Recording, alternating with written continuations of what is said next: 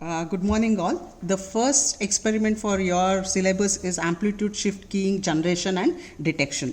You can see the circuit diagram over here. You have to rig up the circuit according to the circuit diagram that's been given.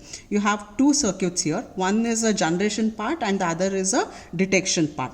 Till here the first part shows you the generation part, after that it is a detection part. Okay, so it's a digital modulation technique that's been used here. So for a modulation you need two signals. One is a message signal that's been represented as M of t and the other is a carrier signal C of t.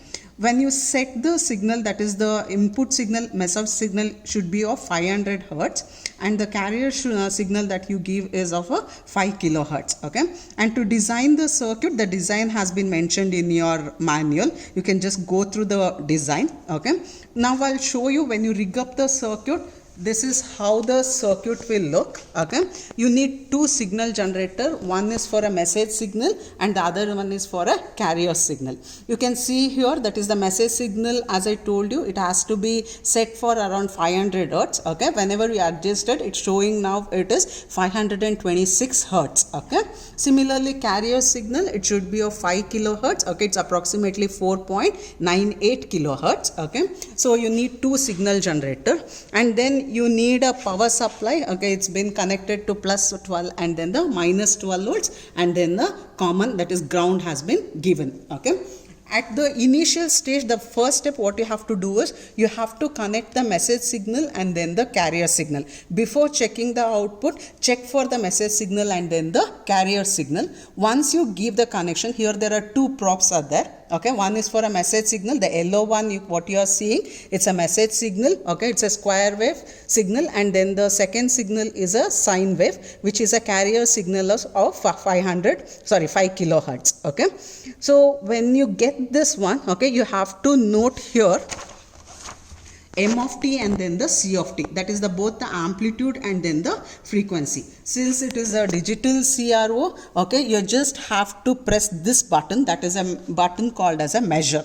Once you press this, okay, automatically it is going to show you the frequency and then the voltage. If you can see here, the message signal, it's been represented by yellow, channel 1 frequency, it is 525.2 hertz, note down that one, and the voltage of it is given as a 8.2 volts, note down that one also.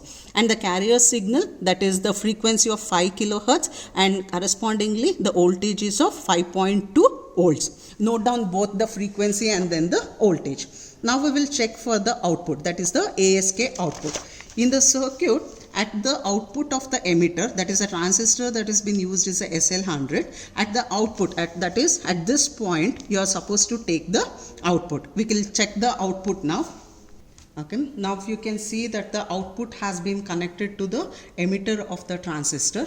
Okay, and you can see here this is the output you will get, that is during the positive half cycle you have a signal and during the negative half cycle it is 0. Okay, so in the CRO you can just use this run or a stop button to run and then the stop the signal. You can see here, if I press here run, it's running. If I stop, it's going to stop here. Okay, now that you have to measure the amplitude of that of the modulated signal, that is here.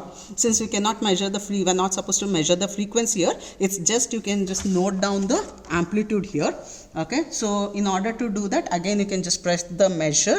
Okay, you can see here for channel 2 it is showing the output of 4.8 volts. Okay, you can just note down that is the amplitude of the output signal is 4.8 volts. Okay, so that is the first thing what you have to do is you have to check the frequency and then the amplitude of the message signal, carrier signal, and then you have to check the output of, that is the amplitude of that of the modulated signal.